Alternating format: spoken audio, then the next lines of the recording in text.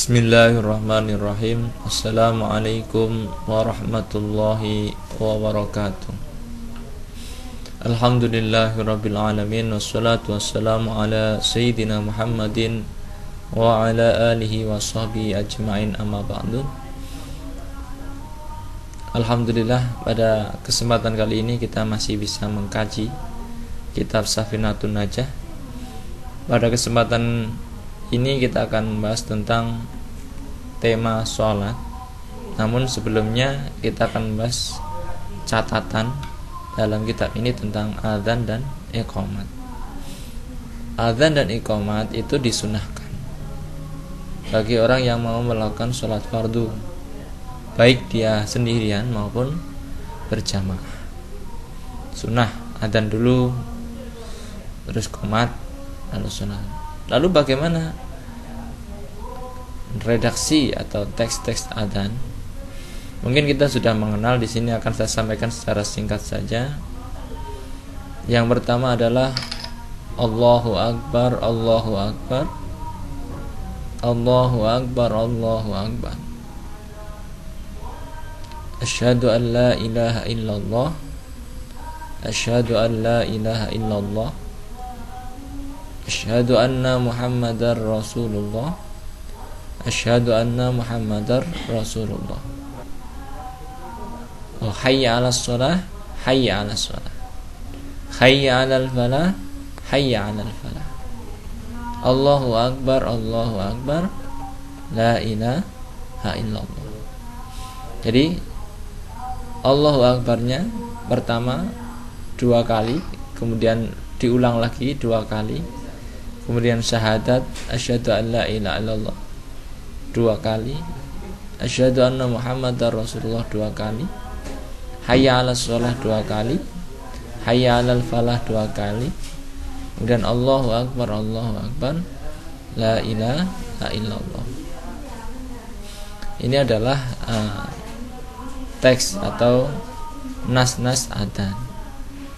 Adapun di waktu subuh itu ditambah dengan teks as-sholatu khairum minan naum, as-sholatu khairum minan naum. Adapun dalam iqamah, yang di dalam adzan tadi disebutkan 2 kali, di dalam iqamah tinggal separuhnya 1 kali. Dan setelah hayya 'alal falah ditambah dengan qad qamatis shalah, qad qamatis shalah, Allahu akbar, Allahu akbar, la ilaha illallah. Demikian ini tentang adzan. Lalu bagaimana kita menjawab adzan, atau ketika ada orang habis adzan, bagaimana kita menjawabnya? Maka ketika di awal Allahu akbar, Allahu akbar, kita menjawabnya sama. Syahadat juga sama. Kemudian ketika hayya 'alas shalah dan hayya 'alal falah, maka kita menjawabnya dengan la haula wala quwwata illa billah. Kalau di dalam subuh, bagaimana ketika menjawab dari adzan as-sholatu khairum minan naum? Maka jawabannya adalah shadaqta wa bararta. Nah, lalu bagaimana ketika menjawab tentang iqamat? Ya sama seperti tadi. Nah, tapi terus yang qad qamatis shalah, apa jawabannya? Jawabannya adalah aqamahallahu wa adamaha. Itu adalah tentang adzan. Jadi disunahkan untuk melakukan adzan dan iqamah bagi orang yang mau melakukan sholat fardu.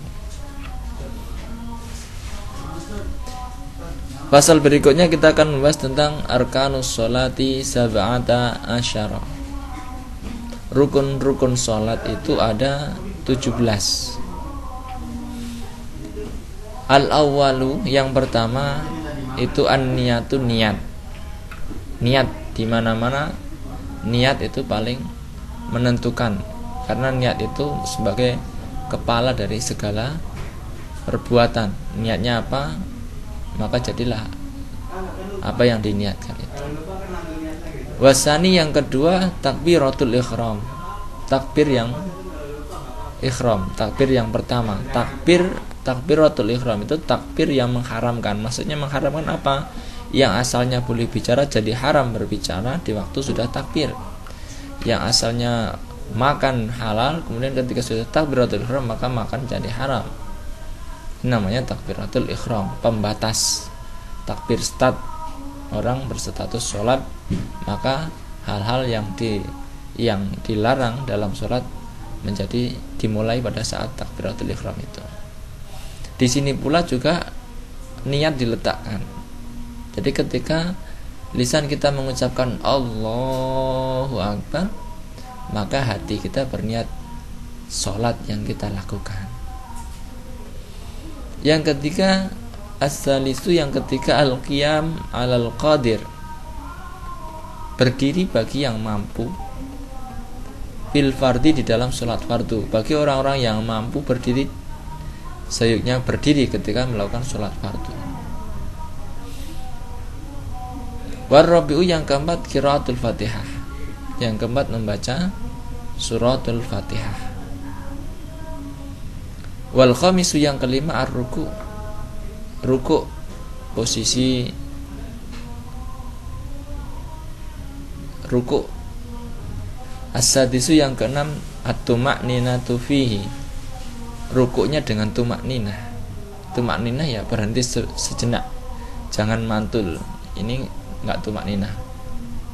Rukuk, tumakninah, setidaknya seukuran orang membaca subhanallah, atau seukuran orang membaca subhana rabbiyal azimi wa bihamdi. Yang ketiga as-sabiu, yang ketujuh, yang ketujuh al-i'tidal. I'tidal adalah berdiri setelah rukuk. Wasaminu, yang kedelapan at-tuma'ninatu fihi, berdirinya pun juga harus tumakninah. Tumakninah ya berhenti sejenak, 3 detik, berhenti total. Jadi jangan kepalanya berhenti tapi tangannya masih mengayun, itu juga belum tumakninah. At-tasi'u, yang ke-9 as-sujudu, sujud marrataini, 2 kali. Sujud 2 kali termasuk dalam rukun sholat. Al-ashir, yang ke-10 at-tuma'ninatu fihi, tumakninah di dalam sujud. Al-hadiya asara, yang ke-11 al-julus bainas sajdatain, jadi duduk di antara dua sujud. Asani asara at-tuma'ninatu fihi, duduknya pun harus dengan tumakninah. Jadi tumakninah sangat penting di dalam rukun-rukun sholat ini. Jadi kalau orang masih belum tumakninah, berarti sholatnya masih tergolong lalai. Kemudian yang ke-13 as-salisa asyara at-tasyahud al-akhir. Tasyahud akhir itu termasuk rukun. Ar-rabi'u, yang ar-rabi'a asyara, yang ke-14 al-qu'udu fihi, duduk tasyahud akhir. Jadi tasyahud akhir itu rukun, duduknya juga rukun. Al-khamisa asyara, yang ke-15 as-salatu ala nabi sallallahu alaihi wasallam fihi, membaca sholawat kepada Nabi Muhammad sallallahu alaihi wasallam fihi, di dalam tasyahud akhir itu. As-sadisa asyara, yang ke-16 as-salam, mengucapkan salam. Assalamu alaikum warahmatullah. Yang ke-17 as-sabi'a asyara at-tartib, urut. Ini tidak boleh loncat-loncat, harus seperti yang diajarkan seperti itu. Itu adalah hal-hal tentang rukun dari sholat. Jadi intinya sholat itu harus mengandung 17 rukun itu. Adapun hal-hal yang tidak disebutkan di situ bisa jadi masuk sunnah, bisa jadi masuk keutamaan. Kemudian kita menginjak pada pasal berikutnya tentang niat.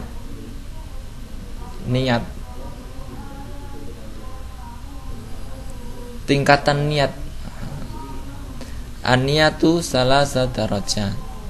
Niat itu ada 3 derajat. Apa itu? Ingkanat as-sholatu fardhon, jika sholatnya sholat fardu, wajib qasdul fi'li, maka wajib menyengaja perbuatan atau wajib menyengaja sebuah aktivitas. Wa ta'yin, dan menentukan ini apa gitu. Wal fardiyati, dan kefarduannya, menerangkan kefarduannya. Jadi yang penting dalam niat itu menyengaja niat sholat fardu duhur, itu intinya gitu. Kalau dalam niat setidaknya ada kata itu dalam hati. Maka kalau ulama-ulama Syafi'i biasanya sudah dijelaskan niatnya sangat detail, yaitu misalnya dengan kata-kata usolli fardhol maghribi salasa rakaatin mustaqbilal kiblati adaan lillahi ta'ala. Ini sudah mencakup dari 3 ini, qasdul fi'li wa ta'yin wal fardiyah. Adapun ketika sholat sunnah, wa in kanat nafilatan muaqqatatan, sholat sunat yang muaqqatah, karrotibatin, seperti sholat rawatib, audati sababin, atau sholat sunnah yang mempunyai sebab, maka apa niatnya? Niatnya harus mengandung 2 hal. Yang pertama, qasdul fi'li, menyengaja sebuah aktivitas, wa ta'yin, dan menentukan apa. Misalnya misalkan sholli sunatit taubat, berarti kan sholli sunat taubat, sudah sah itu salat taubat. Enggak usah dikatakan ini fardu atau sunnah, tidak usah. Tapi kalau salat fardu harus dikatakan itu fardu dalam hatinya. Ini kalau orang-orang yang tidak mau menyebut atau tidak melafadzkan niat, ya harus di dalam hatinya. Dan niat itu letaknya di awal perbuatan yang pertama kali itu. Kalau sholat yang pertama kali yang dilakukan adalah takbir, maka niat harus diletakkan di dalam takbir. Bagaimana meletakkannya? Ketika kita bertakbir, hatinya niat. Maka orang-orang yang sudah memahami fikih, sudah memahami ini, ketika takbir tidak terlalu cepat, maka dia akan sedikit dilonggarin karena hatinya untuk ditata untuk niat Allahu Akbar. Ketika ucapan lidah mengatakan Allahu Akbar, hatinya usolli fardhol maghribi misalnya, sudah cukup. Usolli fardhol maghribi, qasdul fi'li, ta'yin fardiyah. Ini setidaknya mengandung itu. Kalau sholat sunnah, usolli taubat, sah. Wa in kanat nafilatan mutlaqon, dan ketika sholat sunnah yang mutlak, wajaba qasdul fi'li faqat. Sholat sunat mutlak itu apa ya? Sholat sunnah, sudah nggak ada niatnya apa-apa, pengen sholat sunnah gitu aja, boleh. Berapa rakaat bebas, setidaknya 2 rakaat salam, 2 rakaat salam. Ini sholat sunnah mutlak. Dan ini sholat sunnah mutlak ini lah yang dilarang dilakukan ketika setelah waktu asar dan setelah waktu subuh. Sholat sunat mutlak berbeda dengan sholat sunat yang punya sebab. Habis asar ada orang jenazah meninggal, boleh nggak sholat jenazah? Boleh. Ada gerhana, boleh nggak? Boleh, karena dosa apa? Yang tidak boleh itu kalau tidak punya sebab.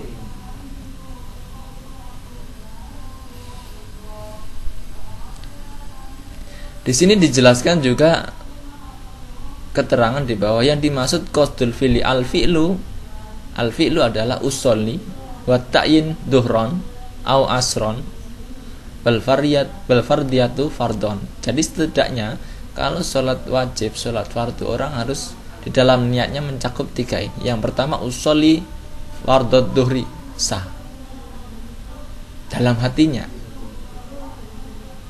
yang penting dalam hatinya. Tapi kalau hatinya kok susah diajak niat, adalah dilafadzkan aja sebelumnya. Ini menurut mazhab yang lain diperkenankan niat dulu sebelum takbir. Jadi ini adalah bagaimana meletakkan niat. Nah, niat itu ada 3 derajat. Yang pertama derajatnya niat sholat fardu, yang kedua derajatnya niat sholat sunnah muakkotah, yang ketiga derajatnya niat sholat sunnah mutlak. Jadi ada 3 derajat niat. Kita akan membahas pasal berikutnya tentang syarat-syarat takbiratul ihram. Apa itu syurutut takbiratul ihrami? Sittata asyara. Ada 16 menurut kitab Safinatun Hajjah. Apa syaratnya? Antaqa'a halatal qiyami fil fardi. Harus dalam posisi berdiri di dalam sholat fardu. Yang kedua wa antakuna bil arabiyyah. Yang kedua harus dengan bahasa Arab. Nah, kalau ada orang menerjemahkan bagaimana? Sudah bahasa Arab kemudian ditambahi dengan bahasa Indonesia, sebagaimana kita pernah menemukan kasusnya ketika beberapa tahun yang lalu di Malang, baca Fatihah beserta terjemahnya. Bagaimana? Maka tidak diperkenankan, tidak boleh. Wa antakuna bilafdil jalalah. Syaratnya dengan lafadz jalalah, lafadz Allah. Yang keempat syaratnya wa bilafdi akbar. Wa antakuna bilafdin jalalah, yaitu lafadz Allah, wa bilafdi akbar, dan lafadz akbar. Yang kelima wa tartibu bainal lafdain. Urut di antara 2 kata itu, enggak boleh akbar Allah, enggak boleh. Maka harus Allahu akbar. Wa alla yamudda hamzatal jalalah.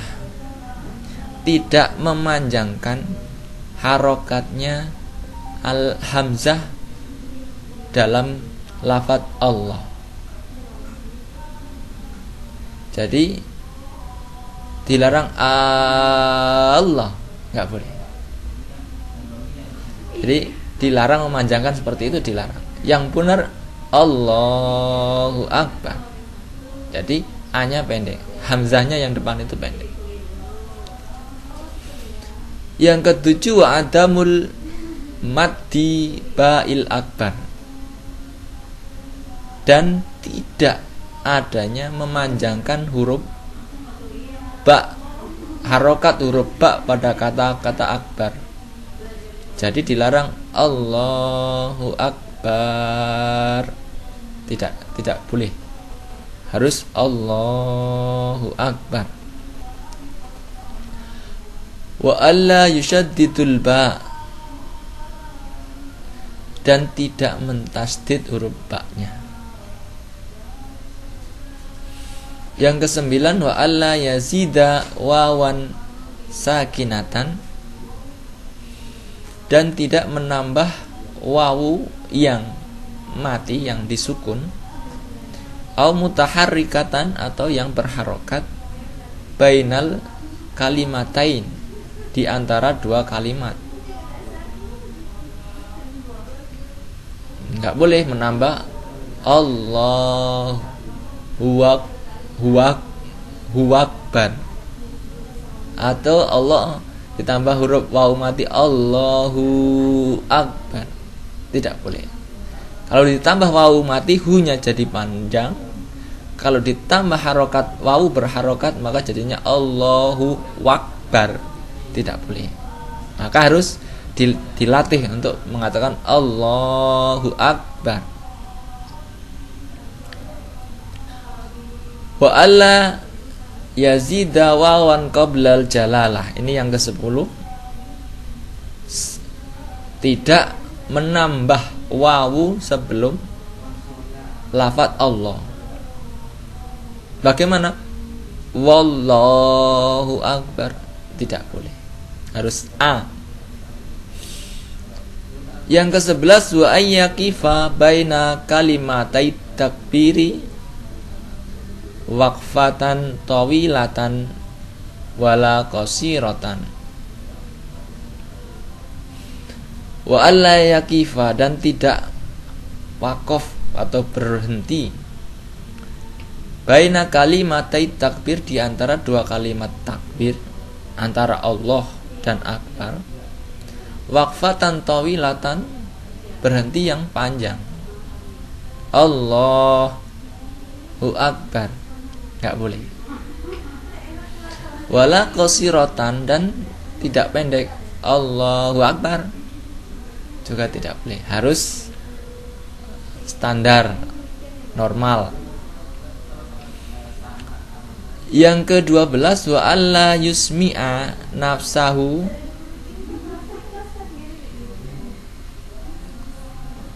hurufiha. Wa ayyusmi'a, dan harus didengar nafsahu, oleh dirinya sendiri, jami'a hurufiha, seluruh huruf takbir. Jadi nggak boleh Allah. Nah, nanti ada yang tidak kedengaran, nggak boleh. Jadi setidaknya huruf-huruf takbir itu setiap orang yang sholat dia harus mendengarnya takbirnya sendiri. Jadi nggak boleh tidak ada suara. Yang ke-13, wa dukhulul waqti, dan masuknya waktu sholat fil muaqqati, bagi sholat-sholat yang muaqqat, yang berkenaan dengan waktu, yang ada waktu-waktu tertentu. Yang ke-14, wa iqa'uha halal istiqbal. Yang ke-15, dan meletakkan takbirnya itu ketika dalam posisi menghadap kiblat. Emang ada sholat yang tidak menghadap kiblat? Ya, semua sholat menghadap kiblat, tapi ada juga sholat yang tidak selalu menghadap kiblat. Sholat apa itu? Sholat di dalam kendaraan. Maka di awal takbirnya setidaknya harus menghadap kiblat. Setelah itu terserah kendaraannya mau mengarah kemana.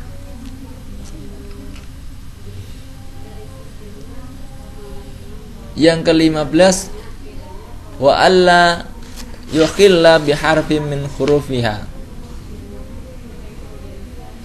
dan tidak kosong satu huruf dari huruf-hurufnya, tidak ada yang hilang dari huruf-hurufnya atau merubah dari huruf-hurufnya. Yang ke-16, wa ta'khiru takbiratil ma'mum an takbiratil imam. Jika posisinya orang yang sholat itu adalah makmum, maka harus mengakhirkan, jangan menyamai atau mendahului imam. Kenapa? Kalau menyamai makruh, kalau mendahului maka sholat jamaahnya tidak sah, karena makmum itu ya di belakang. Kalau dia lebih depan daripada imamnya, berarti tidak sah. Itu syarat-syarat dari takbiratul ihram. Jadi harus dipahami betul bahwa orang yang sholat harus setidaknya memahami takbiratul ihram. Karena apa? Ini rukun dari sholat itu. Kalau rukunnya di awal sudah kacau, bagaimana bisa khusyuk di belakangnya? Makanya jangan remehkan takbiratul ihram. Jangan buru-buru ketika imam sudah takbir malah balapan, malah lomba-lomba dulu-duluan. Ini tidak benar. Itu bahasan kita tentang sholat pada kesempatan kali ini. Akan kita lanjutkan pembahasan pada pasal-pasal berikutnya pada kesempatan yang akan datang. Billahi taufiq wal hidayah. Assalamualaikum warahmatullahi wabarakatuh.